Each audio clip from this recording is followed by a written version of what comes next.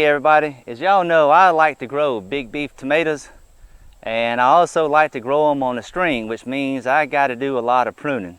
And most of the time when I prune these things in the greenhouse, I just throw the suckers away because I don't need them. But this year I decided I wanted to have a late crop of tomatoes out here. So I cut a bunch of them off, put them in a couple of jars of water, let them sit, I guess about 2 weeks or so, 10 to 12 days, somewhere in there. I don't remember exactly, till they have some really nice roots on them, and then transferred them to some 4-inch pots with just basic potting mix in there. Again, let them set for a couple weeks, get some more root growth and everything, so when I got a chance to put them in the ground, they just take off. So when I finally did get them in the ground, immediately watered these things in, and they got big enough where I could put my cages on them.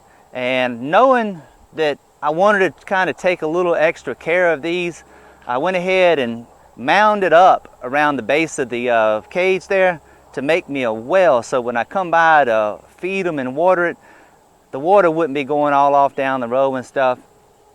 And they've done extremely well. If you're wondering, did I give these things Master Blend? Yes, I did, absolutely. In addition to the conventional fertilizer that was put in the ground when they were first transplanted, when I come by to water these things, a lot of times I would put the Master Blend mix in there, just like I would if I was going to put them in a Dutch bucket or something in the greenhouse, and just dump that water right in the base of it. They look good, especially for this time of year. I don't think I've ever had tomatoes look this good. Going into Labor Day weekend here, they talking about a Hurricane Dorian down there in Florida and stuff like that, but I am very happy with the product. Basically, I got out of it what I put into it. I try to stress that point to people all the time when you're gardening. Basically, what you get out of it is going to be what you put into it, minus the distractions with the critters and insects and stuff like that. But these have done extremely well.